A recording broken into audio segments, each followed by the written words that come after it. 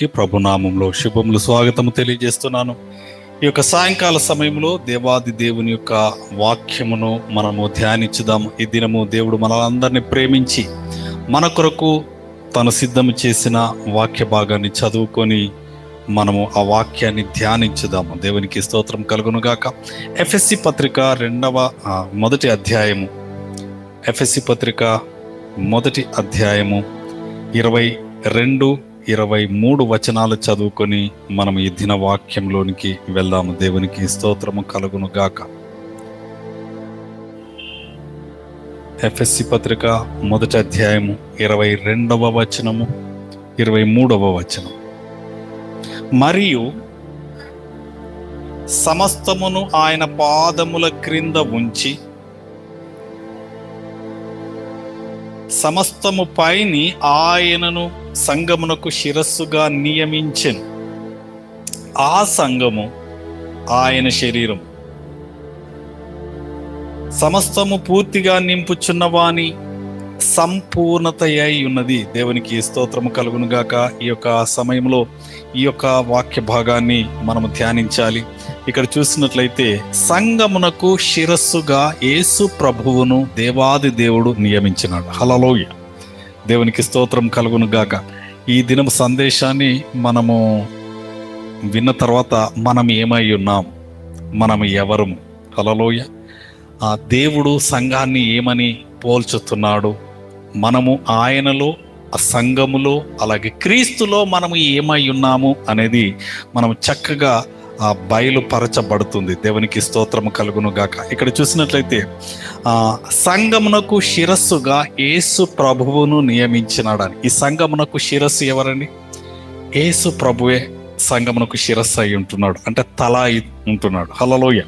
అందుకని ఇక్కడ చూసినట్లయితే ఆ సంఘము ఆయన శరీరం, ఆయన శరీరం అయి ఉంటున్నది. ఆయన శరీరం అంటే ఏంటి అంటే సంఘమే ఆయన శరీరం. హల్లెలూయా. సంఘం ఏమై ఉంటున్నది? ఆయన శరీరం. తల ఎవరు? క్రీస్తు. హల్లెలూయా. సంఘం అంటే ఇప్పుడు భూమి మీద ఉన్నటువంటి క్రీస్తు సంఘం. క్రీస్తు సంఘము అనగా క్రీస్తును విశ్వసించినటువంటి వారందరూ కూడా సంఘము యొక్క శరీరముగా ఎంచబడుతున్నారు. దేవునికి స్తోత్రం కలుగును గాక. దీంట్లో అనేకమైనటువంటి మర్మాలు ఉన్నాయి. దేవుడు మనకు ఈ దినము తన కృప ద్వారా మనకు కొన్ని విషయాలు, అన్ని విషయాలు కాదు కానీ కొన్ని విషయాలను మనము ధ్యానించుదాము. దేవునికి మహిమ కలుగును గాక. ఇక్కడ చూసినట్లయితే మరియు సమస్తమును ఆయన పాదముల క్రింద ఉంచి. హల్లెలూయా. దేవాది దేవుడు యేసుక్రీస్తు ద్వారా సమస్తాన్ని సృష్టించినాడు. ఒక్కసారి ఇక్కడ బుక్ మార్కుగా పెట్టుకోండమ్మా. ఇక్కడే పక్కన కొలస్సీ పత్రిక ఉంటుంది. కొలస్సీ పత్రిక మొదటి అధ్యాయము 16-17 వచనాలు మనం చూసినట్లయితే ఈ సమస్తమును ఎలాగూ కలిగినవి మనకు తెలుస్తుంది. కొలస్సీ పత్రిక మొదటి అధ్యాయం 16-17 వచనాలు. ఏలయనగా ఆకాశమందు భూమి అందున్నవి, దృశ్యమైనవి గాని అదృశ్యమైనవి గాని, అవి సింహాసనములైనను ప్రభుత్వములైనను ప్రధానులైనను అధికారములైనను సర్వమును ఆయన యందు సృజింపబడెను. సర్వమును ఆయన ద్వారాను ఆయనను బట్టి సృజింపబడెను. ఆయన అన్నిటికంటే ముందుగా ఉన్నవాడు. ఆయనే సమస్తమునకు ఆధారభూతుడు. సంఘము అను శరీరమునకు ఆయనే శిరస్సు. చాలమ్మా. Thank you. ఇక్కడ చూసినట్లయితే సంఘమునకు ఆయనే, సంఘము అను శరీరమునకు. హల్లెలూయా. ఇప్పుడు యేసు ప్రభు ఎక్కడున్నాడు అని అంటే సంఘముతో కూడా ఉన్నాడు. హల్లెలూయా. సగభాగము సంఘమై ఉంటున్నది. దేవునికి స్తోత్రము కలుగును గాక. సంఘం అంటే చాలా ఈజీగా మనం తీసివేయకూడదు. సంఘం అనగా ఆయన శరీరం. హల్లెలూయా. ఆయన శరీరమును కాపాడుచున్నాడు. దేవునికి స్తోత్రం కలుగును గాక. హల్లెలూయా. ఇక్కడ మనం చూసినట్లయితే దాదాపు 2000 సంవత్సరాలకు పైగా యేసు ప్రభు సంఘము కొరకు ప్రాణము పెట్టినాడు. హల్లెలూయా, దేవునికి మహిమ కలుగును గాక. ఎవరి కొరకండి? సంఘము కొరకు, తన శరీరమైనటువంటి సంఘము కొరకు, తన ప్రజల కొరకు ప్రాణమును పెట్టినాడు.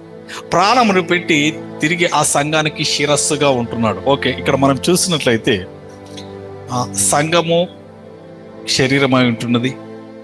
సంఘమునకు శిరస్సు, ఈ శరీరానికి శిరస్సు ఎవరు? యేసు ప్రభు అయి ఉంటున్నాడు. హల్లెలూయా, దేవునికి స్తోత్రం కలుగును గాక. ఓకే, ఇప్పుడు మనము శరీరము, ప్రభు శిరస్సు. మనము శరీరము అంటే ఇక్కడి వరకే మనం, ఈ పైకి ప్రభు. హల్లెలూయా.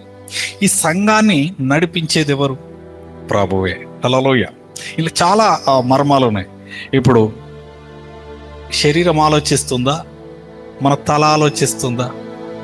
తలనే ఆలోచిస్తుంది. తలలోనే మెదడు ఉన్నది, కళ్ళు. సెన్సెస్లో 4 భాగాలు తలలోనే ఉన్నాయి. ఆ కళ్ళు తలలోనే ఉన్నాయి, చెవులు తలలోనే ఉన్నాయి, ముక్కు వాసన చూసే సెన్సెస్ ఆ తలలోనే ఉన్నది, నోరు కూడా తలలోనే ఉన్నది. హల్లెలూయా. కేవలము స్పర్శ, ద సెన్సెస్లో ద టచ్ అనేటువంటి ఈ యొక్క స్పర్శ మాత్రమే శరీరానికి ఉన్నది. హల్లెలూయా. అయితే మనము ఏదైనా అడుగు వేయాలన్నా, ఏదైనా చేయాలన్నా ముందుగా మన మనస్సు ఆలోచించాలి. హల్లెలూయా. ఈ మనసులో మనం ఆలోచించిన దాని ప్రకారమే మనం చేస్తాం. దేవునికి మహిమ కలుగును గాక. ఇదే నడిపించేది, ఇదే చూసేది, ఇదే మాట్లాడేది, ఇదే వినేది. హల్లెలూయా. ఇదే వాసన చూసేది. అన్నీ కూడా తలలో నుండే ఉంటుంది. అంటే ప్రాముఖ్యమైనటువంటి భాగం అంతా కూడా ఆ తలలో ఉన్నది. ఈ తల అనేటువంటి సంఘమునకు శిరస్సు అయినటువంటి తల అయినటువంటి యేసు ప్రభువే సంఘాన్ని నడిపిస్తున్నాడు. హల్లెలూయా. మనము ఆయన చేత నడిపింపబడుతున్నాం. మనం సంఘం అనేటువంటి ఆయన శరీరములో అవయవములై ఉంటున్నాము. దేవునికి స్తోత్రం. దీన్ని సృజించిన వాడు ఆయనే. ఓకే, మనకు చాలా మట్టుకు కొన్ని వార్తలు వింటాం లోకంలో. కొంతమంది తల లేని మొండం దొరికిందని అంటారు. తల లేని మొండం అంటే మనిషిని ఎలాగో గుర్తుపడతాం తల లేకుండా? భార్య గుర్తుపట్టవచ్చు, భర్త గుర్తుపట్టవచ్చు, వారి యొక్క కుటుంబ సభ్యులు ఎవరైతే ప్రాముఖ్యంగా ఉన్నవారు, ఆ అరికాలు మొదలుకొని గోరు దగ్గర నుంచి వెళ్ళి తల వరకు ఉన్నవాళ్ళు ఆ యొక్క శరీర అవయవాలను లేకపోతే పుట్టు మచ్చలను వాటిని వీటిని చూసి గుర్తుపడతారు. ఓకే, ఒక వ్యక్తిని ఐడెంటిఫై చేయాలంటే తల భాగం. హల్లెలూయా. ఎవరైనా యాక్సిడెంట్ పోయి కింద పడ్డారంటే మనం చూస్తాం ఎవరు ఆ ముఖమును చూసి మనం గుర్తుపడతాం. ఆ ముఖము ఎవరిది, మనకు తెలిసిన వారిదా, తెలియని వారిదా ఏంటని. ఈ బాడీకి ప్రాముఖ్యతనివ్వం. ఈ యొక్క బాడీ అనేది ఈ యొక్క శరీరాన్ని నడిపించేటువంటి ఒక అవయవం అవుతుంది. కానీ నడిపించేది ఏంటంటే తలనే. హల్లెలూయా. కాబట్టి ఈ శిరస్సు అయినటువంటి ఈ యొక్క ప్రభువు సంఘాన్ని నడిపిస్తున్నాడు. హల్లెలూయా. దేవునికి స్తోత్రం కలుగును గాక. అందుకనే ప్రభు ఏమంటున్నాడంటే అన్నిటిని సృజించినాడు. మానవునికి ఉన్నటువంటి అద్భుతమైన కృపలు ఆలోచిస్తూ ఉంటే అసలు మన మైండ్ దేవుడు ఇంత గొప్పగా మనకు ఆధిక్యతనిచ్చినాడా అనిపిస్తుంది. హల్లెలూయా. దేవునికి స్తోత్రం కలుగును గాక. ఎవరైనా ఏదైనా సంపాదిస్తే అన్ని ఇస్తారా? అన్ని వరకు కొన్ని దాచుకుంటారు, కొన్ని దాపెట్టి మెల్లగా ఇది నీకు వదిలే అని చెప్పేసి ఇలాగాల అని చెప్పేసి అనుకుంటారు. కానీ ప్రభువు ఇక్కడ ఆయన ఆకాశమందున్నవి, భూమి అందున్నవి, దృశ్యమైనవి, అదృశ్యమైనవి, అవి సింహాసనములైన, ప్రభుత్వములైన, ప్రధానులైన సర్వమును ఆయనే సృష్టించి ఈ సర్వమును కూడా మానవునికి ఇచ్చినాడు. హల్లెలూయా. మానవునికి ఇవ్వడం అంటే చేతికి కాదండి. మానవుని యొక్క చేతికి ఇవ్వడం కాదు, నాకు చేతికి ఇవ్వడం కంటే ఇంకెక్కడ పెట్టినాడు అనేది మన మూల వాక్యంలో మనం చూద్దాము. ఒకసారి ఇక్కడికి రండమ్మా, ఎఫెసీ పత్రికలో. హల్లెలూయా. ఇది మీకు చదివితే ఇంకా చక్కగా అర్థమవుతుంది. 20వ వచనం చదవండి, మొదటి అధ్యాయం ఎఫెసీ పత్రిక. అద్భుతమైనటువంటి మాట. నాకు ఎన్నో సంవత్సరాల క్రితము దేవుడు ఈ యొక్క మాటను గుర్తు చేసినాడు, బయలుపరిచినాడు. ఆయన ఆ బలాతిశయము చేత క్రీస్తును మృతులలో నుండి లేపి ఇక్కడ చూడండి, యేసు ప్రభువును మృతులలో నుండి లేపడం ద్వారా జరిగిన గొప్ప అద్భుత కార్యాలు ఏంటి చూడండి. సమస్తమైన ఆధిపత్యము కంటేను, అధికారము కంటేను, శక్తి కంటేను, ఆ ప్రభుత్వము కంటేను ఈ యుగమునందు మాత్రమే గాక రాబోవు యుగమునందును పేరు పొందిన ప్రతి నామము కంటేను ఎంతో హెచ్చుగా పరలోకమునందు ఆయనను అనగా యేసుక్రీస్తును తన కుడి పార్శ్వమున కూర్చుండబెట్టుకొని ఉన్నాడు. హలో, ఇప్పుడు ఎక్కడ యేసు ప్రభు ఉన్నాడు? తండ్రి అయిన దేవుని యొక్క కుడి పార్శ్వమున ఆసీనుడై ఉన్నాడు. హల్లెలూయా. ఆయన అన్నిటికంటే ఉన్నతంగా ఎక్కడంటే పరలోకములు. ఇక పరలోకమును మించిన ఇంకా హయ్యర్ డైమెన్షన్ లేదు. అంటే ఉన్నతమైన స్థలములో పరలోకంలో దేవుని సింహాసనము కంటే, ఇక్కడ మీరు చూసినట్లయితే ఆ తండ్రి అయిన దేవుడు పరలోకమందు యేసుప్రభును కూర్చుండబెట్టినాడు. అంటే పక్కన సీట్ వేసి కూర్చోబెట్టడం కాదు, ఓ పక్కన సీట్ వేసి ఇటు 6 సీట్లు ఇటు 6 సీట్లు వేసి కూర్చుండబెట్టి మీరందరు నాతో పాటు కూర్చోండి అని అనడం వేరు.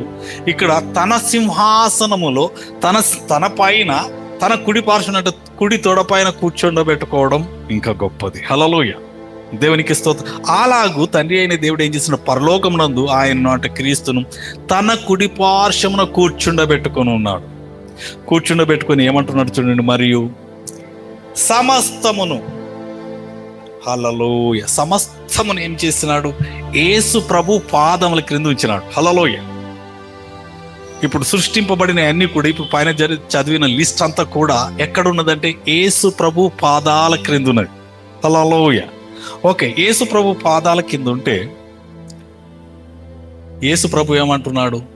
సంఘమును ఏమంటున్నాడు చూడండి, అక్కడే సమస్తము పైని సంఘమునకు శిరస్సుగా నియమించాను. ఆయన సంఘము శరీరం. చాలా ఇక్కడ చూసినట్లయితే సంఘము శరీరం. ఇప్పుడు పాదాల క్రింద ఏముంచినాడు? సమస్తము. అర్థం చేసుకోవాలి. హల్లెలూయా. ఇప్పుడు యేసు ప్రభు శిరస్సుగా ఉన్నాడు, సంఘమేమో శరీరంగా ఉంది. ఇప్పుడు ఈ దేవుడు సృష్టించిన సమస్తాన్ని ఎవరి పాదాల కింద పెడుతున్నాడు? సంఘము పాదాల కింద. హల్లెలూయా. హల్లెలూయా. ఎక్కడ పెట్టినాడండి? నా మాట కాదు ఇది. హల్లెలూయా. నేను ఎవరో చెప్పింది కదా, ఇక్కడ వాక్యం ఏం చెప్తున్నది మీరు జాగ్రత్తగా గమనిస్తే మీకు అర్థమవుతుంది. హల్లెలూయా. ఇక్కడ చూసినట్లయితే సంఘమునకు శిరస్సుగా ఆయన నియమించినాడు. ఈ సంఘానికి శిరస్సుగా ప్రభు ఉన్నాడు. శరీరంగా మనమున్నాం. మన పాదాల క్రింద సమస్తం ఉంచినాడు. హల్లెలూయా. హల్లెలూయా. ఇప్పుడు ఎక్కడ ఉంది? ఈ లోకములో ఉన్న అన్ని కూడా మన పాదాల క్రింద ఉన్నాయి. హల్లెలూయా. మన పాదాల క్రింద ఉన్నాయి. అది మనం గ్రహించాలి, గమనించాలి, మనం ధ్యానించాలి. అవును ప్రభువా, ఈ సమస్యలు కానీ అనారోగ్యతలు కానీ ఇవన్నీ ఏదైతే ఈ లోకములో ఉన్నవన్నీ కూడా మీరు ధ్యానించాలి. హల్లెలూయా. ధ్యానం అంటే ఏంటండి? ధ్యానం అంటే ఒక్కటే మాటను, అంటే మీకు అర్థమయ్యేలా చెప్తాను, ఇమ్మీడియట్గా మీకు అర్థమైపోతుంది. ఎవరైనా ఒక మాట అన్నారనుకో, చెడ్డ మాట మనల్ని, ఇక దాన్ని పట్టుకొని ఒక దినము 2 దినాలు ఎన్ని దినాలు మనం ధ్యానిస్తామో అదే తాలించి మైండ్లో మొత్తం తిరుగుతూ ఉంటుంది. అదే ధ్యానం. వారు ఒక్కసారి ఒక మాట అన్నారు, వెళ్ళిపోయినారు. కానీ ఆ మాట పట్టుకొని మనమైతే మర్చిపోకుండా అదే మనసులో గిరిగిరా బొంగరం లాగా తిరుగుతూ ఉంటుంది. అలాగూ అదే మెడిటేషన్.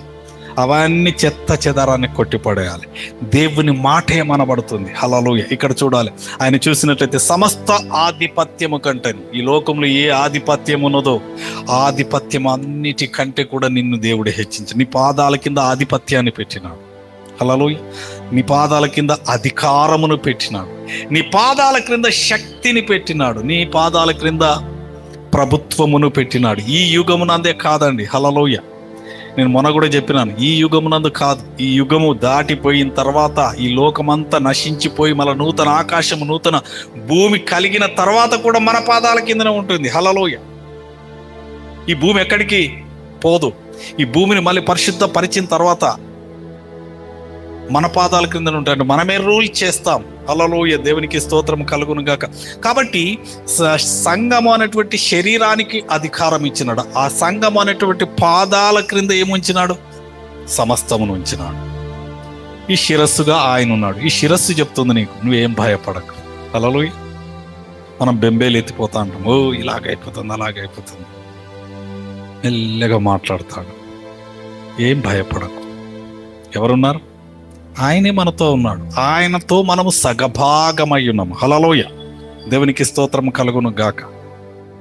కొన్ని ఇమేజ్లు ఉంటాయి లోకంలో ఉన్నటువంటి ఇమేజ్లు, అంటే కొన్ని ఫోటోలు చూస్తాం మనం, సగం లేడీసు సగం జెంట్స్ అని. ఓకే, సగభాగం అని చెప్పేసి కొన్ని చూపిస్తూ ఉంటారు. కానీ ఇక్కడ చూసినట్లయితే అలాగే ఎన్నో ఫోటోలు, విగ్రహాలు ఇవన్నీ ఉంటున్నాయి లోకంలో. కానీ ఇక్కడ యేసు ప్రభు చూడండి, ఆయన శిరస్సు అయి ఉంటున్నాడు, మనం సంఘమై ఉంటున్నాం. హల్లెలూయా. మన పాదాల క్రింద సమస్తము చేసినాడు, ఉంచేసి మనల్ని నడిపిస్తున్నాడు.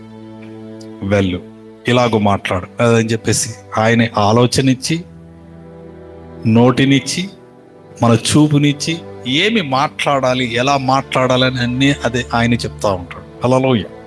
చెప్పి దాని మీద మనకు అధికారం ఇచ్చి మనకు గొప్ప విజయం ఇచ్చేవాడు ప్రభు అంటున్నాడు. హల్లెలూయా. అందుకని మనం ఏమి భయపడని అవసరం లేదు, దేనికి భయపడని అవసరం లేదు. సమస్తమును ఆయన సృష్టించిన అన్నిటి మీద అధికారం ఇచ్చినాడు.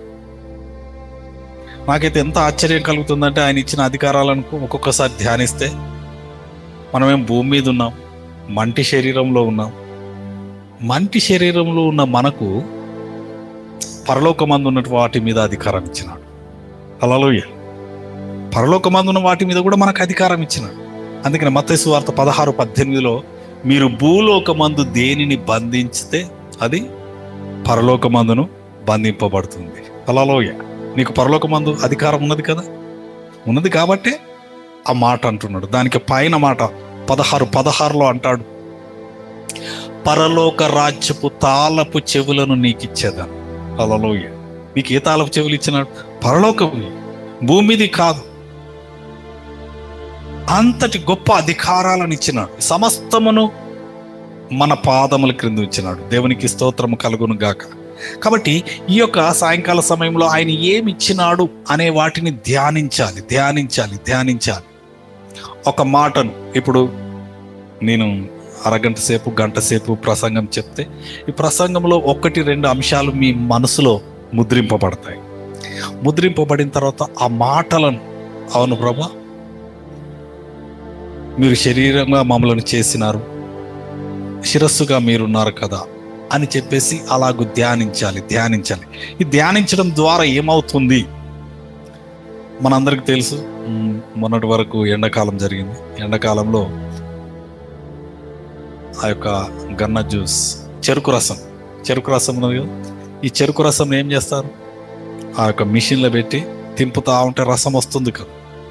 అలాగే ఆ వాక్యాన్ని నువ్వు ఎంతగా ధ్యానిస్తూ ఉంటే దాంట్లో నుండి అనేకమైనటువంటి శక్తి కలిగినటువంటి ఆ యొక్క దేవుని శక్తి విడుదలవుతుంది. హల్లెలూయా. నువ్వు ఎంతగా వాక్యమును ధ్యానిస్తావో అంతగా బలపరచబడతావు. హల్లెలూయా. ఒక భక్తుడు రాసినాడు, మీరు వాక్యమును ఎంతగా చదువుతారో చదివే దానికంటే ఎక్కువ ఏం చేయాలంట? ధ్యానించాలంట. హల్లెలూయా. ధ్యానిస్తే ఏమవుతుంది? ధ్యానిస్తే ఆ వాక్యము మీలో 100 అంతల కంటే వేళ్ళూను కొనిపోతుంది. హల్లెలూయా. చాలా మంది అంటారు, అయ్యా నాకు మీ అంత వాక్యాలు చెప్పడం రాదు, అన్ని గుర్తుండయి అంటారు.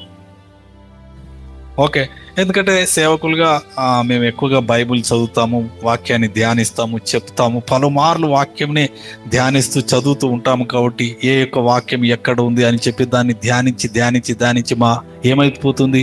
అది మా హృదయంలో నాటుకొని పోయి దాన్ని చెప్పనవసరం, ఇలాగనగానే టక్కుమని రెఫరెన్స్ చెప్తాం. రెఫరెన్స్ చెప్పడమే కాదు, నేనైనా మీరైనా ఆ యొక్క వాక్యాన్ని, ఈ వాక్యమును ఏం చేయాలంటే ధ్యానించాలి. హల్లెలూయా. ఓకే, జంతువులు, మనకు తెలిసినటువంటి జంతువులు ఉన్నాయి. ఎడ్లు కానీ, బర్రెలు కానీ, కొన్ని జంతువులు ఉన్నాయి కదా, మనందరికి తెలిసిన సాధు జంతువులు ఏవైతే ఉన్నాయో, ఆహారం దొరికినప్పుడు, గడ్డి దొరికినప్పుడు ఏం చేస్తాయి? అవి గబ మొత్తం లాగేసి కడుపు నింపుకొని ఏం చేస్తాయి? మంచి రెస్ట్ టైంలో మంచి అక్కడ కట్టేసి పడుకున్న తర్వాత తిన్నటువంటి ఆ యొక్క గడ్డిని మళ్ళీ వెనకకు తీసుకుంటుంది. నోట్లోనికి తీసుకొని ఏం చేస్తుంది? నములుతా ఉంటుంది, నములుతా ఉంటుంది, నములుతా ఉంటుంది, నములుతా ఉంటుంది. హల్లెలూయ. దాన్ని వదిలిపెట్టదు అట్లా. అది ఏదైతే తిన్నదో దాన్ని మళ్ళీ తిరిగి తెచ్చుకొని నోట్లోకి తెచ్చుకొని అది నములుతూ అంటే ఒక్కదాన్నే దాన్ని ఎంతగానో నములుతా ఉంటే అంత సారము వస్తుంది. హల్లెలూయ. దానినే ధ్యానించడం. ఎవరో ఏదో అన్నారని, ఏదో జరిగిందని బెంబేలెత్తిపోయి వాటిని ధ్యానించడం కాదు. దాంతో ఏమైపోతుంది? మనసు ఇవన్నీ పాడైపోతాయి. దేవునికి స్తోత్రం కలుగు. మన వాక్యాన్ని ధ్యానించాలి. ఈ వాక్యం ఏం చెప్తున్నది? హల్లెలూయ. దేవునికి స్తోత్రం. ఇది రాయబడింది, మారదండి. ఈ వాక్యం అనేది మనం ఒక 100 సంవత్సరాలు బ్రతుకుతాం కావచ్చు. అధిక కృప ఉండి, అధిక ఆరోగ్యం ఉండి, ఇవన్నీ ఉంటే 100 సంవత్సరాలు బ్రతుకుతాం. కానీ యేసు ప్రభు ముందు నుంచి వాక్యం ఉన్నది, యేసు ప్రభు తర్వాత ఉన్నది. ఇప్పటి నుంచి ఇంకొక 1000 సంవత్సరాలు ప్రభు రాకపోతే అప్పటికి కూడా ఉంటుంది. ఈ వాక్యము, ఈ యొక్క వాక్యము ఆకాశము భూమి గతించినా గతించిపోతుంది, కానీ దేవుని వాక్యము గతించదు. కాబట్టి ఎప్పటికి ఉండేటువంటి ఈ వాక్యాన్ని ధ్యానించాలి. హల్లెలూయా. ధ్యానిస్తూ ఈ వాక్యాన్ని ఏం చేయాలంటే పలకాలి. అందుకని ఇంగ్లీష్లో ఏమంటారంటే రాయబడిన దానిని లోగోస్ వర్డ్ అంటాడు. అంటే రాయబడింది. ఈ రాయబడిన దాన్ని ఏం చేయాలంటే లోగోస్. ఇది పనిచేయదు. ఇది ఈ బైబిల్ మూత పెట్టి ఇట్లుంటే పనిచేయదు. ఈ వాక్యం పనిచేయదు. ఎప్పుడు పనిచేస్తుంది వాక్యము అంటే ఈ రాయబడినటువంటి యొక్క వాక్యాన్ని మనం ఎత్తిపెట్టి పలకాలి. హల్లెలూయా. పలకాలి. పలికినప్పుడు ఈ యొక్క వాక్యానికి శక్తి వస్తుంది. హల్లెలూయా. ఈ వాక్యంలో ఉన్నటువంటి శక్తి విడుదలవుతుంది. అందుకనే సామెతల గ్రంథం 18:21 ఏమంటాడంటే జీవ మరణములు నాలుక వశం. నువ్వు నాలుకతో విడుదల చేయాలి. ఏది పలుకుతే అది అవుతుంది. హల్లెలూయా. నువ్వు పలికేదే అవుతున్నప్పుడు మరి జీవము కలిగినటువంటి వాక్యాన్ని మనం పలికినప్పుడు తప్పకుండా ఇది ఫలిస్తుంది. అందుకనే దేవాది దేవుడు ఆదికాండము 1వ అధ్యాయం 3వ వచనంలో అంటాడు, వెలుగు కలుగును గాక అని పలికినాడు. వెలుగు కలుగును గాక అని పలకగానే వెలుగు కలిగింది. అప్పటి వరకు వెలుగు ఉన్నది, వాక్య రూపంలో ఉన్నది, అది రాయబడి ఉన్నది. కానీ ఆ వెలుగు ఎప్పుడు ప్రత్యక్షపరచబడుతుంది, ఎప్పుడు వెలుగులోనికి వస్తుంది, ఎప్పుడు బయటపడుతుందంటే ఎప్పుడైతే ఆ వాక్యాన్ని ఎత్తిపెట్టి మాట్లాడతామో, పలుకుతామో అప్పుడు అవుతుంది. హల్లెలూయా. దేవునికి స్తోత్రం. అందుకని దేవుడు మానవునికి అన్నిటి మీద అధికారం ఇచ్చి అంటున్నాడు, పలుకు, నువ్వు పలుకు. హల్లెలూయా. నీ ముందే ఏమున్నది? మనం వెళ్తాము. మనం ప్రతిరోజు ఎన్నెన్నెన్నెన్నెన్నో ప్రతికూలమైన సందర్భాలను మనం చూసినప్పుడు మనం సైలెంట్గా ఏమి ఉండకూడదు. మనం వాక్యాన్ని ధ్యానించాలి. ఏమంటున్నాడు ప్రభు? సమస్తమును ఆయన పాదముల క్రింద ఉంచి, అంటే మన పాదాల కింద ఉంచినాడు. నీ తల మీద ఉంచలేదు. అర్థమైందా? తల మీద ఉంచితే తలపొట్టు వచ్చేస్తుంది. ఈ బరువును, ఆ భారాన్ని మనం భరించలేం. అందుకనే తలగా ప్రభువు ఉండి మన పాదాల కింద సమస్తాన్ని ఉంచినాడు. నువ్వు ఎందుకు భయపడాలి? మనం భయపడకు. That is the body of Christ. క్రీస్తు శరీరం మనం. హల్లెలూయా. దేవునికి స్తోత్రం కలుగును గాక. క్రీస్తు శరీరంగా మన నుంచి సమస్తమును మన పాదాల కింద ఉంచి మీరు నడవండి, ఎక్కడికి వెళ్తే అక్కడ. అందుకనే అబ్రహాముతో అంటాడు, అబ్రహామా, నువ్వు అడుగు పెట్టిన స్థలమును నేను నీకు ఇవ్వబోతున్నాను. అడుగు పెట్టే స్థలాన్ని దేవుడిస్తున్నాడు. హల్లెలూయా. ఎందుకు? ఆయన మనతో కూడా ఉన్నాడు. అడుగు పెట్టే స్థలాన్ని ఎవరు నడిపిస్తారు? ప్రభువే నడిపిస్తాడు. ప్రభు అంటాడు, ఈ స్థలానికి వెళ్ళు, ఇటువైపు వెళ్ళు, ఈ నది తీరం అంతా నడువు, నువ్వు అడుగు పెట్టే స్థలాన్ని నేను ఇవ్వబోతున్నాను. హల్లెలూయా. అడుగు ఎంత శక్తివంతమైనది తెలుసా? హల్లెలూయా. ఎరుకో కోట గోడల చుట్టూ తన ప్రజలంతా 7 దినములు తిరుగుతున్నారు. 7 దినములు నడుస్తున్నారు. 7వ దినమున 7 మార్లు తిరిగి మాట్లాడుతున్నారు. హల్లెలూయా. 7 మార్లు 7 రోజులు తిరిగిన తర్వాత అడుగు పెట్టిన స్థలాన్ని దేవుడు ఇచ్చేసినాడు. That is a power. అది శక్తి అయి ఉంటుంది. దేవునికి స్తోత్రం కలుగును గాక. మనలో కూడా ఉన్నాడు. ఆయనే మనకు శిరస్సుగా ఉండి మనల్ని నడిపించుచున్నాడు. దేవునికి స్తోత్రం కలుగును గాక. అలాగే యాజకులు ఆ యొక్క మందసమును భుజాల మీద మోసుకొని వెళ్తున్నారు. వెళ్ళి యోర్ధాను నది దగ్గరకు వచ్చిన తర్వాత వారి పాదములు ఆ యొక్క యోర్ధాను నదిలో పెట్టగానే వారి పాదములు పెట్టగానే యోర్ధాను నది 2 పాయలైంది. హల్లెలూయా. ఏంటి పాదాలకు ఉన్నటువంటి శక్తి? That is the power of God. సంఘానికి తన ప్రజలకు దేవుడు ఇచ్చినటువంటి శక్తి పాత నిబంధనలు అనేకంగా ఉన్నాయి. దేవునికి స్తోత్రం కలుగును గాక. కాబట్టి సంఘమునకు శిరస్సుగా ప్రభు ఉండి సంఘాన్ని నడిపిస్తున్నాడు. మనం కాదు నడిపించేది, ఆ సేవకులు కాదు. హల్లెలూయా. సేవకులు కాపరులు మాత్రమే. హల్లెలూయా. ప్రొటెక్టర్స్ అంటే బాగోగులు చూసుకోండి, కానీ సంఘాన్ని వృద్ధి చేసేసి బలపరిచి ధైర్యపరిచి నడిపించేది ఎవరు అంటే ప్రభువే. హల్లెలూయా. దేవునికి స్తోత్రం కలుగును గాక. ఈ యొక్క సంఘం అనేటువంటి శరీరానికి క్రీస్తే శిరస్సుగా తలగా ఉంటున్నాడు. దేవునికి మహిమ కలుగును గాక. హల్లెలూయా. ఓకే, ఒకసారి మనం చూద్దాం ఈ సంఘంలో మనం ఏమై ఉన్నాం. అందుకని దేవుడు నడిపిస్తాడు, ఒక సంఘానికి నడిపించినాడు. ఆ సంఘంలో మనం ఎలా ఉంటున్నాం అనేది ఒకసారి చూద్దాం. 12వ అధ్యాయము మొదటి కొరింథీ 12వ అధ్యాయము 12వ వచనం చూద్దామమ్మా.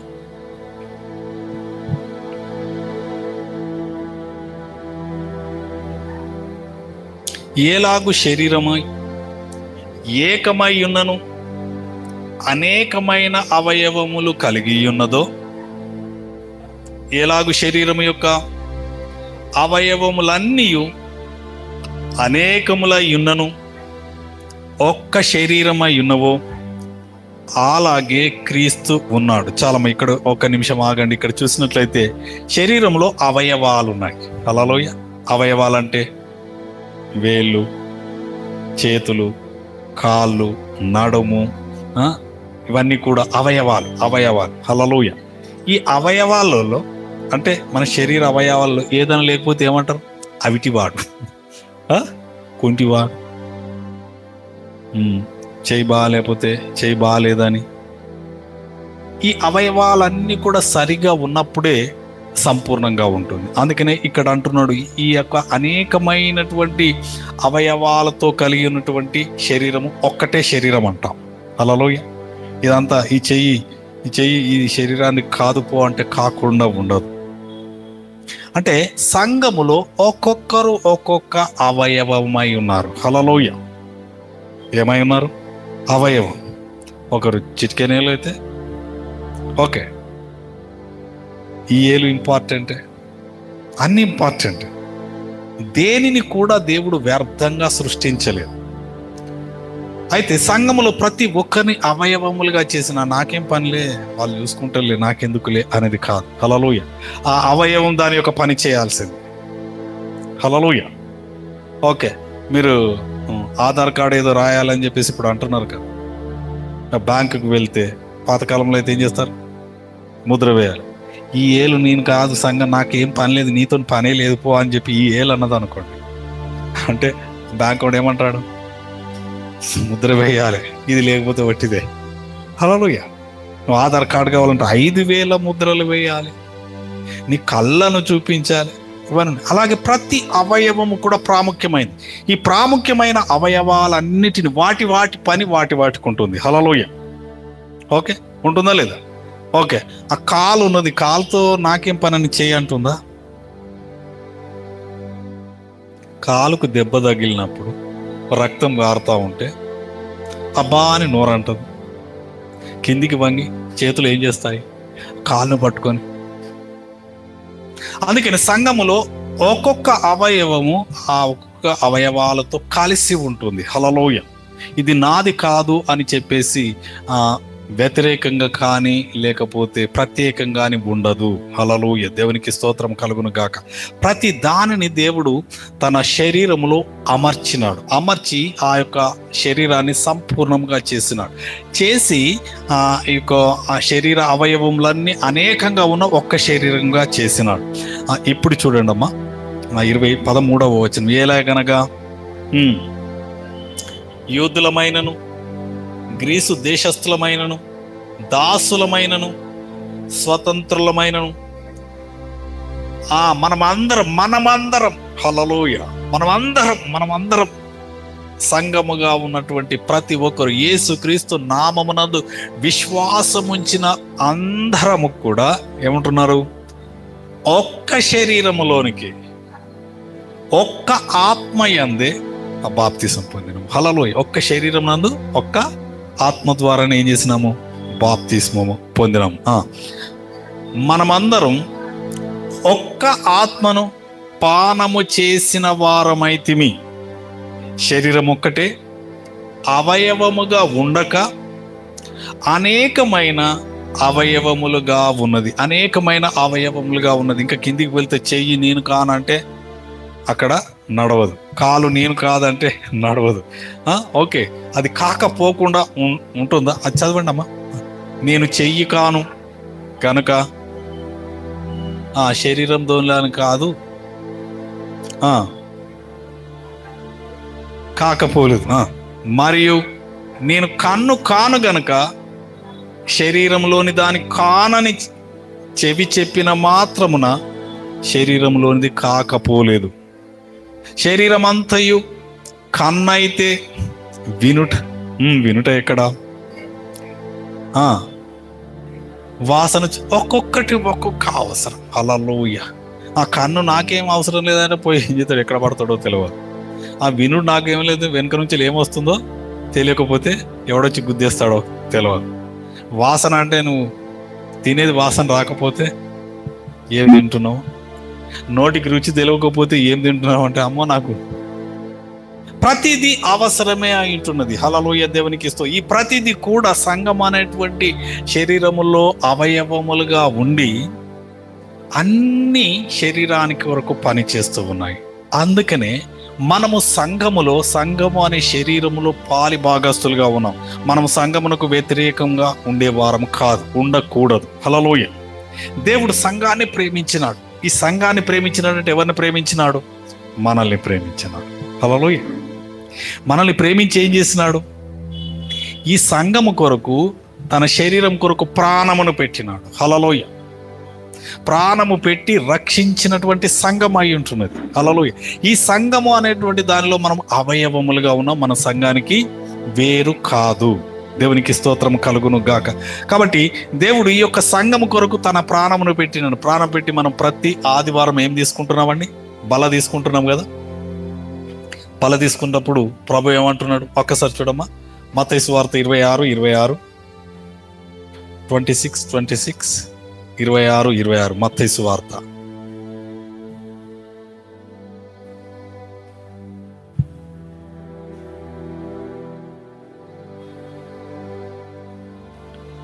వారు భోజనం చేయుచుండగా యేసు ఒక రొట్టె పట్టుకొని దానిని ఆశీర్వదించి విరిచి తన శిష్యులకిచ్చి, మీరు తీసుకొని తినుడి, ఇది నా శరీరం అని చెప్పాను.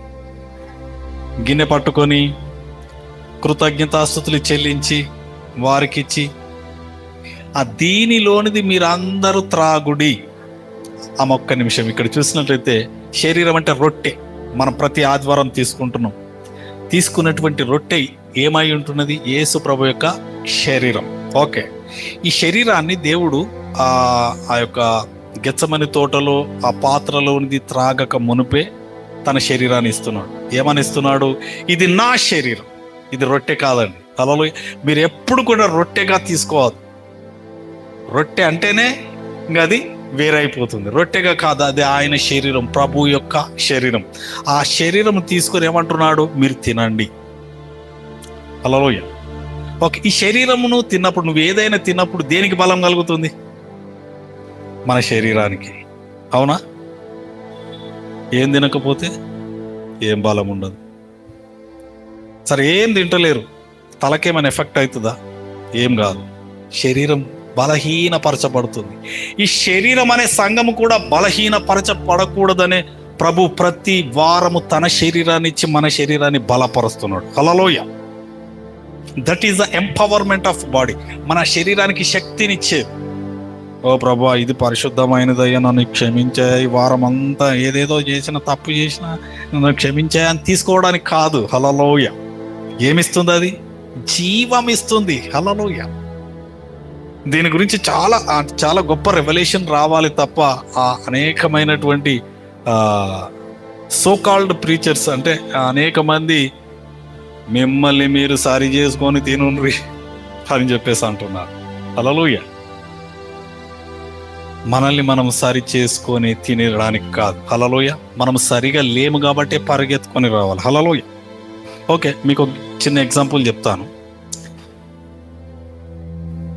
మీకు క్యాన్సర్ లేదు, ఎవరన్నా తీసుకొని వచ్చి ఇది క్యాన్సర్ ట్యాబ్లెట్ తినంటే మీరు ఏమంటారు? పిచ్చి లేచేది, పిచ్చి లేచేదా మీకేమన్నా? నాకేమి నీ ఇంత మంచిగుంటే క్యాన్సర్ గోళీలు తీసుకొచ్చి నాకు ఇస్తున్నావేంటి అని చెప్పి గద్దిస్తారా లేదా? గద్దిస్తారా లేదా? ఎస్. ఎందుకు? రోగులకే కావాలి వైద్యము, మంచిగా ఉన్న వారికి కాదు. హల్లెలూయా. రోగులకే కావాలి వైద్యము, మెడిసిన్ కానీ మంచిగా ఉన్న వారికి కాదు. పాపులకే కావాలి రక్షకుడు. హల్లెలూయా. మనం రక్షింపబడడానికి మనల్ని వచ్చినాడు. అందుకే నేను నీతిమంతులను పిలవడానికి రాలేదు, నేను పాపులనే పిలవడానికి వచ్చినాను. హల్లెలూయా. ఎవరికి కావాలి? బలహీనులుగా ఉన్న వాళ్ళకే కావాలి యేసుప్రభు యొక్క శరీరం. ఆదివారం ఎందుకు రావాలి అంటే నేనైతే ఒక్క మాటలో చెప్పగలను, ఏంటంటే ఆయన శరీరంలో పాలు పొందడానికి రావాలి. బలహీనమైనటువంటి మనము బలము పొందుకోవడానికి రావాలి. హల్లెలూయా. ఆ శరీరం ఏమిస్తుంది? యేసుప్రభు యొక్క శరీరం మనకేమిస్తుంది? బలముని ఇస్తుంది, శక్తిని ఇస్తుంది, ఆరోగ్యముని ఇస్తుంది. హల్లెలూయా. అందుకనే కనాను స్త్రీ యేసుప్రభు దగ్గరికి వస్తుంది, అయ్యా నా బిడ్డ చనిపోబోతుంది అయ్యా అని చెప్పేసి అంటే, పిల్లల రొట్టె తీసి కుక్క పిల్లలకు వేయుట యోగ్యము కాదు అంటాడు. హల్లెలూయా. కుక్క పిల్లలకు వేయడానికి కాదు, అది పిల్లల రొట్టె. పిల్లలంటే ఎవరంటే మనము. హల్లెలూయా. మన కొరకు. ఆ కనాను స్త్రీ అంటే కనాను దేశము ఇతర దేశం, ఇశ్రాయేల్ దేశం కాదు, పరదేశం. ఆ పరదేశంలో ఉన్న మీ కొరకు కాదు, కుక్కల కొరకు కాదు అని చెప్పేసి యేసు ప్రభు కఠినంగా మాట్లాడతాడు. నాకు కూడా బాధ అనిపించింది, ఏంది ప్రభు ఆ తల్లి అంతగా ఏడుస్తున్నది, ఏడుస్తుంటూ వస్తే నువ్వేమో కుక్క అని చెప్పేసి అంటున్నావు ఏందయ్యా అది అంటే, యేసు ప్రభు మాటలలో అంతరార్థం మనకు అర్థం కాదు. ఆమె విశ్వాసాన్ని కదిలిస్తున్నాడు. ఆమె ఏమంటుంది? అవునయ్యా మేము కుక్క పిల్లలమే.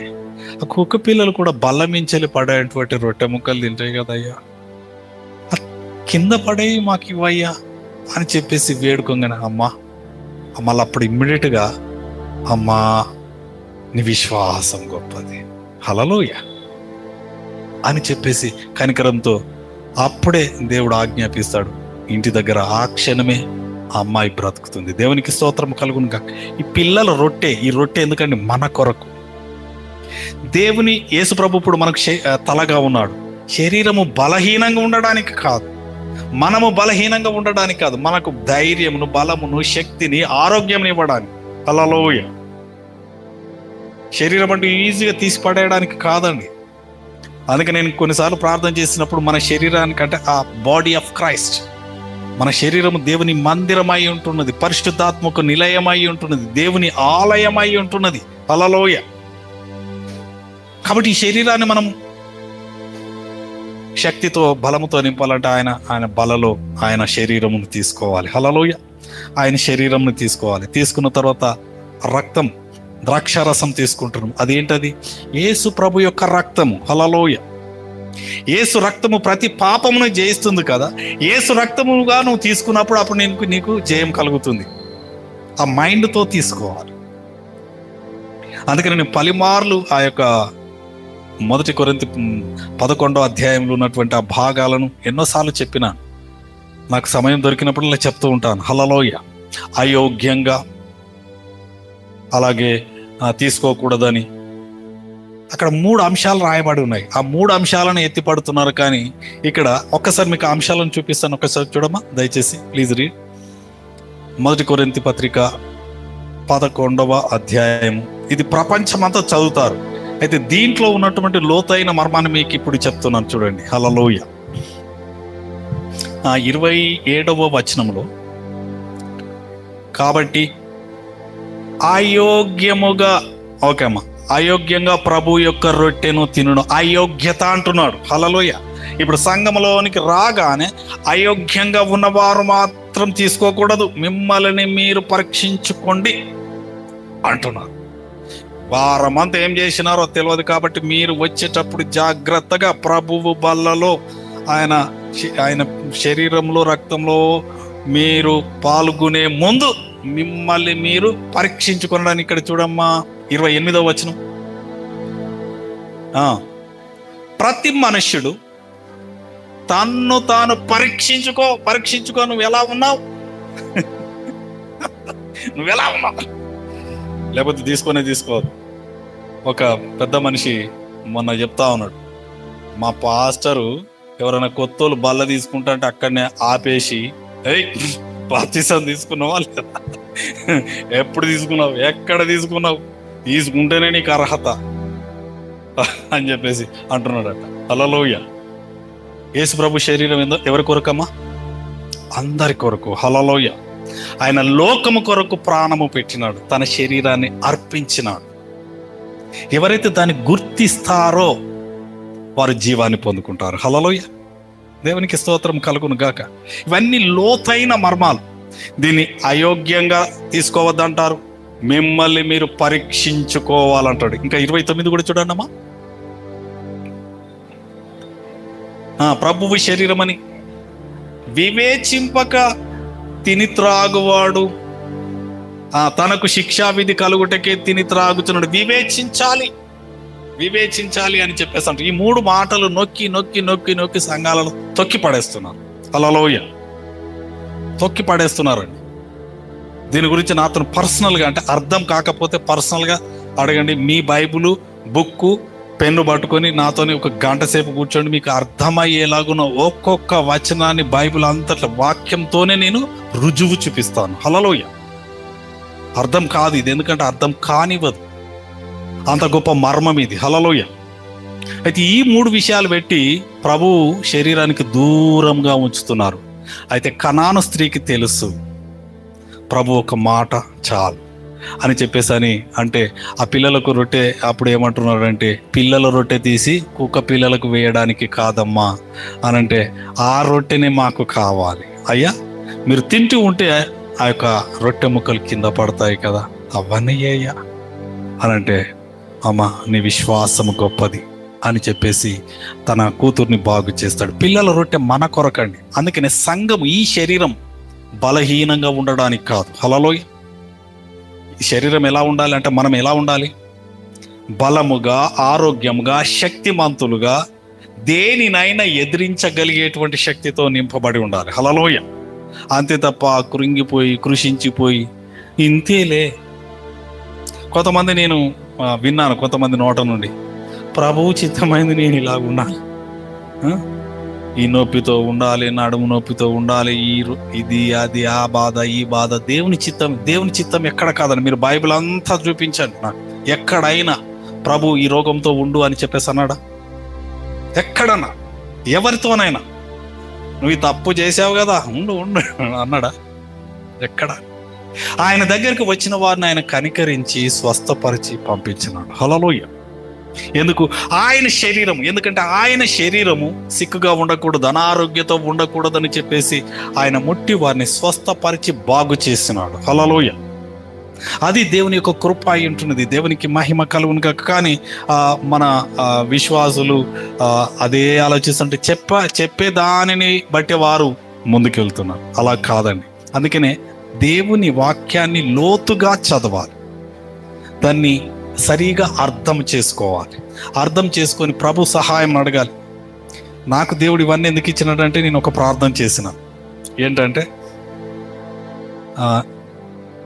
నీ ధర్మశాస్త్రంలో ఆశ్చర్యకరమైన సంగతులు చూచినట్లు నా కన్నులు తెరువు ప్రభువా అని చెప్పేసి మాట ఉన్నది.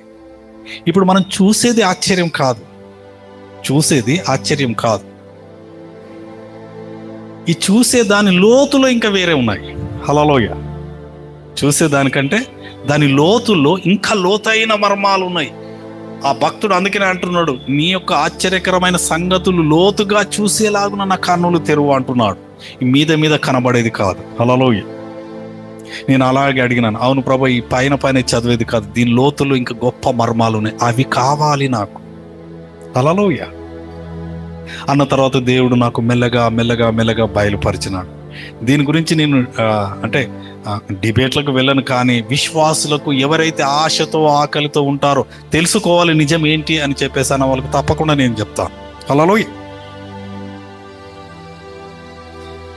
ఇక్కడ ప్రభువే అంటున్నాడు దీన్ని అర్థం చేసుకోరు.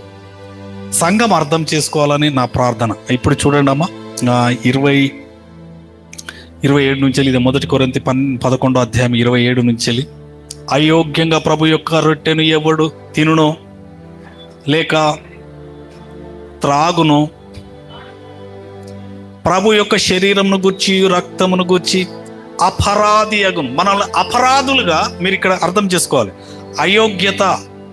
అయోగ్యంగా తీసుకుంటున్నావు అంటే నువ్వేం ఎలా ఎంచబడుతున్నావు? అపరాధి అంటే పాపం చేసి తప్పు చేసిన వానిగా ఎంచబడుతున్నావు. అంటే యోగ్యంగా తీసుకున్నవాడేమో నిర్దోషిగా ఉంటున్నాడు, అయోగ్యంగా తీసుకున్నవాడు దోషిగా ఉంటున్నాడు. మనం దోషులం కాదు. మనం ఎవరండి? మనం ఎవరం? పరిశుద్ధులము, హల్లెలూయ, పవిత్రులము, నీతిమంతులు, యేసు రక్తము చేత కడగబడినటువంటి నిందారహితులము, నిష్కలంకులము, హల్లెలూయ. ఇప్పుడు మనం ఏమంటున్నాం మరి? బలను పట్టుకొని నన్ను క్షమించు ప్రభువా, మీకు తెలియక తెలిసి నేను ఏదైనా తప్పు చేస్తున్నాను, క్షమించు ప్రభువా అని చెప్పి తీసుకుంటున్నావు కదా, అదే అయోగ్యత. హల్లెలూయ. ఇది పవిత్రమైనది, నేను అపవిత్రుడిని. అవునా? అదే కాన్షియస్ లో ఉంటాడు చాలా మటుకు నేను చూసిన. ఓకే, కాదు, మనం వస్తున్నామంటేనే యోగ్యులుగా మనల్ని చేస్తున్నాడు దేవుడు. హల్లెలూయ. తప్పిపోయిన కుమారుడు తప్పిపోయినాడు, పందుల కొట్టంలో ఉన్నాడు. ఆ పందుల దగ్గర ఉండి ఏమొచ్చిందో వానికి బుద్ధి వచ్చి వెనకకు తిరిగి వచ్చినాడు. అదే వాని యొక్క క్వాలిఫికేషన్. వాడు వెనకకు తిరగడమే వాని అర్హత, వాని యోగ్యత. హల్లెలూయ. వాడు వెనకకు తిరిగి రాగానే తండ్రి చేర్చుకుంటున్నాడు, తండ్రి పరిగెత్తుకొని వస్తున్నాడు, కావుకులించుకొని ముద్దు పెట్టుకొని వానికి ప్రశస్త వస్త్రములు ఇస్తున్నాడు, కాళ్ళకు చెప్పులు తొడిగిస్తున్నాడు, చేతికి ఉంగరం తొడిగిస్తున్నాడు. హల్లెలూయ. కాళ్ళకు చెప్పులంటే సమాధానము, తండ్రితో సమాధానం. వస్త్రాలంటే కోల్పోయినటువంటి ఆ యొక్క కుమారత్వాన్ని, ఆ యొక్క కుమారత్వం అంటే ప్రశస్త వస్త్రముల చేత తన కుమారుణ్ణి అలంకరిస్తున్నాడు. ఉంగరము అధికారంకు సూచనగా పెడుతున్నాడు. ఇప్పుడు ఇంకా నువ్వు అయోగ్యనివి కాదు, తిరిగి రావడమే. నేను అంటాను, అవును, మీరు లోకమంతా వాట్ ఎవర్ యు డూ చేసినారు, అటు వీళ్ళు మీరు సంఘము లోనికి రావడం, అడుగు పెట్టడమే పరిశుద్ధులు. హల్లెలూయ, హల్లెలూయ. మీరు అయోగ్యులు కాదు. మిమ్మల్ని ఇలాగూ ఇవేలు పెట్టే మీరు ఇట్లా అట్లా అట్లా కాదండి. దేవుని వాక్యం చాలా స్పష్టంగా ఉంటుంది. దాన్ని మనం పూర్తిగా స్పష్టంగా అర్థం చేసుకోవాలి. దేవునికి స్తోత్రం కలుగును గాక. ఇక్కడ చూడము, ఇంకా అపరాధి అగును కాబట్టి పరీక్షించుకొనవలెను, చేసి తిని ఆ రొట్టెను తిని పాత్రలను తాగాలి. ఇక్కడ చూసినట్లయితే పరీక్షించుకున్నవాళ్ళంటే ఏం పరీక్షిస్తున్నారు? మీరు ఎవరో పరీక్షించుకోవాలి అంతే. నువ్వు కుమారుని కాదా? మనం ఎవరు? మన ఐడెంటిటీ ఏంటి? మన వంశావళి ఏంటి? మనం యేసుక్రీస్తు రక్తం చేత కడగబడిన తర్వాత మనము అపరాధులము కాము. మనం ఎవరము అని. హల్లెలూయ. మనం కుమారులము. తలుపును గడగడ గడగడ గడగొట్ట కొట్టాలి. హల్లెలూయ. ఆ అధికారాన్ని దేవుడు ఇచ్చినాడు. ఆ అధికారంతో వస్తున్నావా? భయభారముతో వస్తున్నావా? నిందతో వస్తున్నావా? నేను అపరాధినయ్యా, నేను తప్పు చేశానయ్యా అని వస్తున్నావా? వారి గురించి మాట్లాడుతున్నాడు. హల్లెలూయ. అవును, తప్పిపోయిన కుమారుడు ఎలాగూ తిరిగి వచ్చినాడు. నేను నా ప్రభు దగ్గరకు వస్తున్నాను, ఆయన నన్ను చేర్చుకుంటాడు. హల్లెలూయ. నేను రిజెక్ట్ చేయబడిన వాడిని కాదు, నేను యాక్సెప్ట్ చేయబడిన వాడిని అని చెప్పేసి మనం రావాలి. అదే మన క్వాలిఫికేషన్. అదే మనల్ని మనం పరీక్షించుకోవడం. మనం ఎవరము అనేది పరీక్షించుకోవాలి. హల్లెలూయ. దేవునికి స్తోత్రం కలుగు. ఇంకా 3 చూడమ్మా, ప్రభు శరీరం అని వివేచింపుక. ఇది ఏంటండి? ప్రభువు శరీరము. మీరు రొట్టె అని అనుకోకూడదు. ఇది ప్రభు యొక్క శరీరం అని వివేచింపక తిని త్రాగువాడు. అమ్మా మరొకసారి, తనకు శిక్షావిధి కలుగుటకే వివేచించకపోతే శిక్షావిధి కలుగుతున్నది. హల్లెలూయ. నువ్వు వివేచించకపోతే, నువ్వు యోగ్యుడవని, నువ్వు కుమారుడవని నీకు నువ్వు అనుకోకపోతే, నిన్ను నువ్వు వివేచించకపోతే, నువ్వు వివేచన అంటే ఏంటిది? ఇది మంచిదా చెడ్డదా? హల్లెలూయ. ఇది రొట్టెనా, ప్రభు యొక్క శరీరమా? హల్లెలూయా. రొట్టె అనుకున్నామంటే నువ్వు వివేచిస్తలేవు. రొట్టె అని తీసుకుంటే ఏమవుతుందట?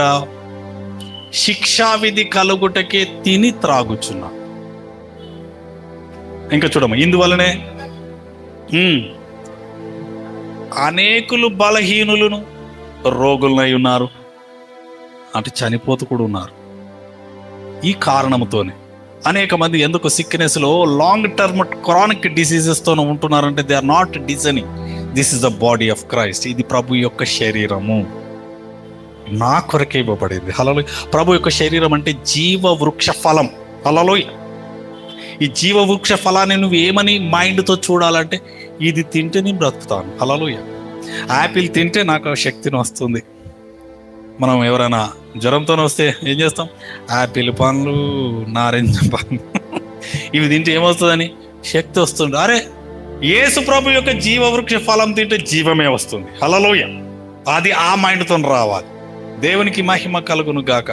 ఇది రొట్టె తింటాను నాకేమైతుందిలే అనే కాన్షియస్ ఉండదు, ఆ మైండ్ మనకు ఉండదు. దేవునికి స్తోత్రం కలుగును. అందుకనే ప్రభు తన శరీరాన్ని అర్పించినాడు సంఘము కొరకు. ఇక్కడ అంటున్నాడు, ఇది నా శరీరము, మీరు తీసుకొని తినండి, ఇది జీవమునిచ్చేది. హల్లెలూయా.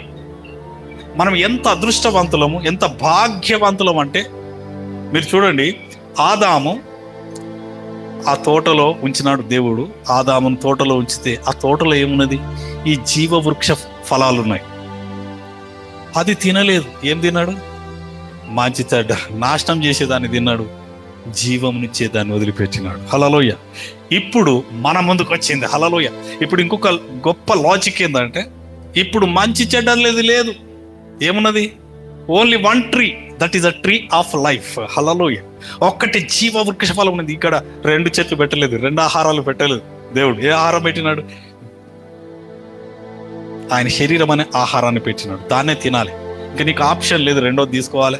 మంచి చెడ్డలు తెలుసుకోవాలి అవసరం లేదు. మంచి చెడ్డలు నీకు అవసరం ఏం కావాలి? లైఫ్ మోర్ అబండెంట్, జీవము సమృద్ధి అయిన జీవం వచ్చినప్పుడు ఇంకా మనకు అది మంచి చెడ్డలు అవసరం లేదు. దేవునికి స్తోత్రం కలుగును. అందుకని ఇక్కడ మనల్ని మనం పరీక్షించుకోవడము, మన యోగ్యులుగా రావడము, ఇక్కడ వివేచించాలనేది కాదండి. ఇది ప్రభు శరీరం, ఇది నా కొరకే.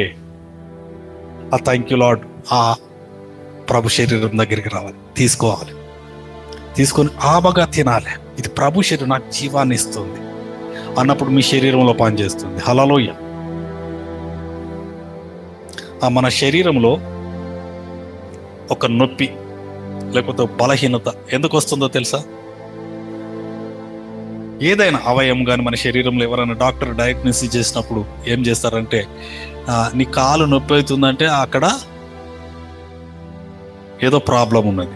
లేకపోతే ఎక్స్రే తీస్తే అక్కడ నీ కార్టిలేజ్ లేదు, నీ ఎముక పాడైంది. ఎప్పుడు పాడవుతుందండి? ఒక ఎముక పాడైంది అనుకుందాం, ఎప్పుడు పాడవుతుంది? ఆ ఎముకలో సర్టెన్ బ్లడ్ ఫ్లో పోక, రక్త ప్రసరణ పోక. హల్లెలూయా. ఆ రక్త ప్రసరణ పోతే రక్తంలో ఏముంటుంది? జీవం ఉంటుంది. రక్తం అంటేనే ప్రాణం. అది ఎక్కడికి వెళ్తే అక్కడ జీవాన్ని కలగజేస్తుంది. ఓకే, అర్థమవుతుందా మీకు? మీ తల వెంట్రుకలు ఎందుకు పెరుగుతున్నాయి? ఇక్కడి వరకు మన రక్తం వెళ్తుంది. వద్దంటే పెరుగుతూనే ఉన్నాయి. ఎక్కడి నుంచి? రక్తం ఫ్లో. అలాగే మీ అవయవము నొప్పితో ఉన్నదంటే అక్కడ రక్త ప్రసరణ పోవడము లేదు. ఆ అవయవానికి ఏం కావాలి? జీవం కావాలి. ఆ స్టాగ్నేషన్, ఆ నొప్పి ఎందుకు వస్తుందంటే అవయవం పని చేయక. ఆ పని చేయాలంటే అక్కడికి రక్త ప్రసరణ పోవాలి. హల్లెలూయా. పోయి అక్కడ పని చేయనటువంటి సెల్లు కూడా ఉంటాయి, వాటిని రిపేర్ చేయాలి. రిపేర్ చేయాలంటే ఏ ఫ్లో కావాలి? యేసు ప్రభు యొక్క రక్తం. హల్లెలూయా. మనం యేసు ప్రభు యొక్క రక్తాన్ని తీసుకుంటున్నాం. తీసుకొని ఇది ప్రభు యొక్క రక్తం అని చెప్పేసి తీసుకుంటాం. ఆ రక్తం ఏం చేస్తుంది? నీ రక్తంతో పాటు వెళ్ళి ఎక్కడ లోపం ఉంటుందో, ఎక్కడ స్టాగ్నేషన్, ఎక్కడ నొప్పి ఉంటుందో, ఎక్కడ డెడ్ సెల్స్ ఉంటాయో ఆ డెడ్ సెల్స్ని రిపేర్ చేస్తుంది. హల్లెలూయా. హల్లెలూయా. దేవునికి మహిమ కలుగును గాక. That is the key. ఎందుకు తీసుకోవాలి? ఎందుకండి? నేను చాలా సంఘాలు చూసిన, చాలా అంటే చాలా బాధ అయింది. దేవునికి స్తోత్రం. నేను ఈ రెవల్యూషన్స్ అన్ని నేను లోతుగా అనేక నెలలు, సంవత్సరాలు నాకు అర్థం కాలేదు. అర్థమైన తర్వాత ఇంకా లోతుగా ఆలోచిస్తే దేవుడు నాకు బయలుపరుస్తూ ఉంటే ఆశ్చర్యపోతున్నాను. దేవునికి మహిమ కలుగును గాక. నేనేం దాచుకోవడానికి కాదు, అందుకని అందరికీ బయలుపరచాలి. హల్లెలూయా. దేవునికి స్తోత్రం కలుగును గాక. ఈ యొక్క శరీరము మన కొరకే. ఈ మన శరీరము క్రీస్తు అనేటువంటి ఈ యొక్క శరీరముగా, క్రీస్తు శిరస్సుగా ఉంటున్నాడు, శరీరంగా మనం ఉంటున్నాం. మనం బలంగా ఉండడానికి, శక్తితో ఉండడానికి, ఆరోగ్యంగా ఉండడానికి దేవుడు తన శరీరాన్ని మనకిస్తున్నాడు. దేవునికి స్తోత్రం కలుగును గాక. దేవుడు మిమ్మల్ని అమితముగా ప్రేమిస్తున్నాడు. మీకు ఎవరికి ఏం అర్థమైందో తెలియదు, కానీ దేవుడు మాట్లాడినాడు. దేవునికి స్తోత్రం కలుగును గాక. ఇప్పుడు మూల వాక్యానికి వద్దాం. అమ్మ చూడండి, ఎఫెసీ పత్రిక 1వ అధ్యాయం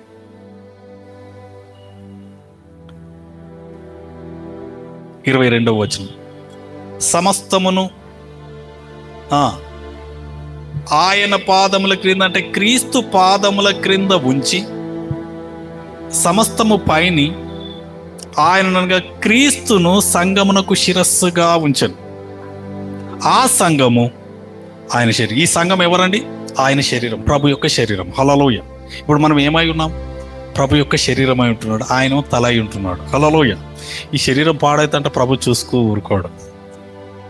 శరీరం పాడైతే ప్రభు చూస్తూ ఊరుకోడు. ఇవి ధ్యానించాలి మనం. మన ధ్యానం అంతా, మన మెడిటేషన్ అంతా వీటి మీద ఉండాలి. అవును ప్రభా, నువ్వు నా శరీరం అన్నావు కదా, నువ్వు నా తల అన్నావు కదా, నా శిరస్సు అన్నావు కదా, ఈ శరీరాన్ని నువ్వు బాగు చేయ్యా. హల్లెలూయా. ఆయన బాగు చేస్తాడు. ఆయనకు అసాధ్యమైనది ఏది లేదు. హల్లెలూయా.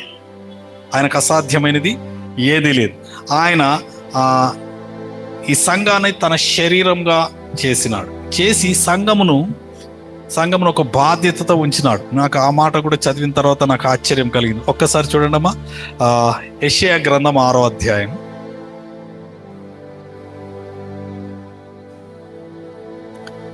6వ అధ్యాయం. హల్లెలూయా. 6 ఓకే 9వ అధ్యాయం 9వ అధ్యాయం 6వ వచనం. మనకు శిశువు పుట్టెను, మనకు కుమారుడు అనగా యేసు ప్రభు ఏం చేస్తున్నాడు? అనుగ్రహింపబడెను. ఆయన భుజము మీద రాజ్యభారముడును. చాలా ఇక్కడ చూసిన ఆయన భుజము మీద, అంటే యేసుక్రీస్తు పుట్టబోతున్నాడని యెషయా భక్తుడు 700 సంవత్సరాల క్రితం ప్రవచిస్తున్నాడు. ఏమని? మనకు ఒక శిశువు పుడతాడు, మనకు కుమారుడు అనుగ్రహింపబడతాడు. ఆ కుమారుడు ఆ యొక్క క్రీస్తు భుజము మీద, దేని మీద అండి చెప్పాలి మీరు అందరూ? భుజము మీద ఏమున్నది?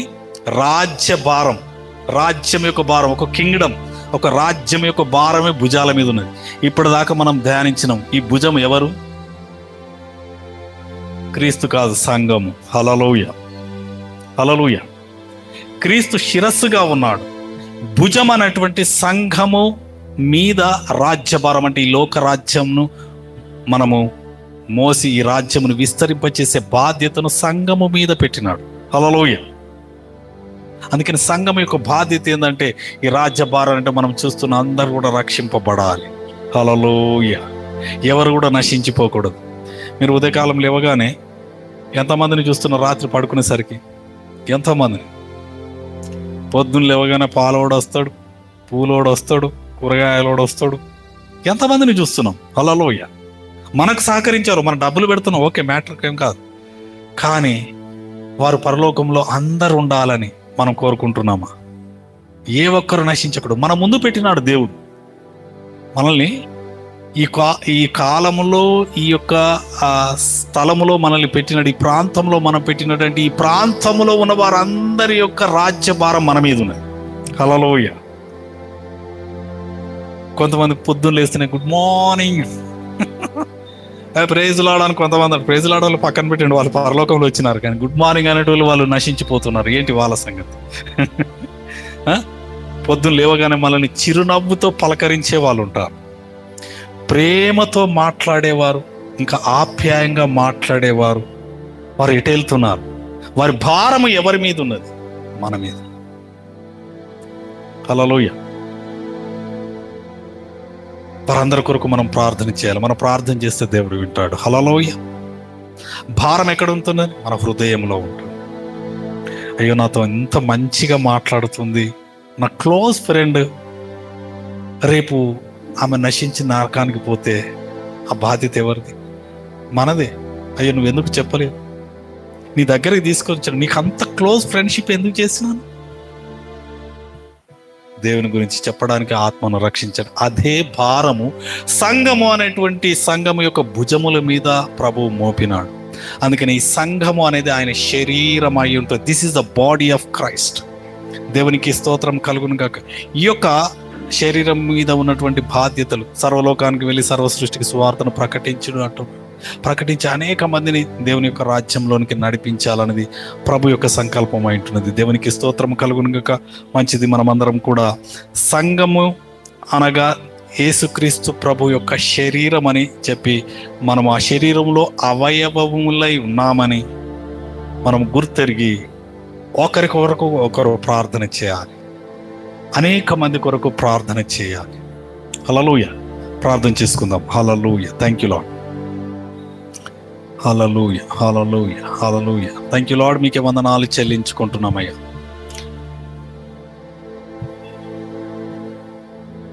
సంఘమునకు మీరు శిరస్సు అయి ఉన్నారయ్యా. ఈ యొక్క సంఘమును మీ శరీరముగా చేసినందుకు వందనాలు చెల్లించుకుంటారు. ఆ శరీరములో అనేక అవయవములుగా మమ్మలను ఉంచినందుకు వందనాలు చెల్లించు. ప్రతి అవయవమునకు ఒక్కొక్క బాధ్యత ఉన్నదయ్యా, ఒక్కొక్క పని ఉన్నది తండ్రి. మేము సంఘములో తండ్రి నేను అవయవములై ఉంటున్నాము. ఆ అవయవము శరీరమునకు వేరుగా ఉండకూడదయ్యా. నీకే వందనాలు చెల్లించుకుంటూ దీవించి ఆశీర్వదించండి. ఈ యొక్క దినము తండ్రి నాయన ప్రభా, మాతో మీరు మాట్లాడినందుకు వందనాలు. సంఘము యొక్క బాధ్యత ఉన్నదయ్యా. రాజ్య భారము సంఘము మీదనే ఉన్నది. మీరే మమ్మల్ని నడిపించండి తండ్రి. ఇంతవరకు తండ్రి నాయన ప్రభా మీ కృపను అనుగ్రహించినారు. మీ యొక్క రాజ్య భారమును మోసేటువంటి కృపను మాకు అనుగ్రహించండి. మా చుట్టూ ఉన్నటువంటి ప్రతి ఒక్కరిని రక్షించండి అయ్యా. నీకే వందనాలు చెల్లించుకుంటున్నాం. మనుషులందరి మీద మీ ఆత్మను కుమ్మరిస్తానన్నారు. ఏ ఒక్కరు నశించటం మీ చిత్తము కాదని సెలవిచ్చినవి. మా బంధువులు కానీ, హితులు కానీ తండ్రి నాయన ప్రభా, మా చుట్టుప్రక్కల ఉన్నవారు కానీ, ఉద్యోగంలో, వ్యాపారంలో తండ్రి నాయన whomever that lord connected to us lord తండ్రి నాయన వారందరినీ కనికరించండి. మీ ఆత్మను కుమ్మరించండి. వారిని రక్షించండి. మీ పరలోక రాజ్యంలో తండ్రి వారసులుగా వారిని చేయండి తండ్రి. నీకే వందనాలు. మేము చూస్తున్న వారు ఎవరు కూడా నరకంలోనికి వెళ్ళకూడదయ్యా. అందరినీ రక్షించండి. అందరూ అంతటా మారు మనసు పొందాలని మీరు కోరుతున్నారు తండ్రి. నేను ప్రభా మా చుట్టూన మా యొక్క తండ్రి నేను ప్రభా హితులందరినీ కూడా మీ రక్షణలోనికి నడిపించండి. మీ వెలుగును ప్రకాశింపచేసి దీవించి ఆశీర్వదించి మీ నామాన్ని హెచ్చించుకునమని సమస్త ఘనత మహిమ ప్రభావములు మీకే చెల్లించుకుంటూ దీవెన ఆశీర్వాదములు చేత నింపి మీరే మహిమ పొందమని యేసు నామమున ప్రార్థిస్తున్నాము తండ్రి. Amen, amen, amen. God bless you. దేవుడు మిన్ను సమృద్ధిగా దీవించును గాక.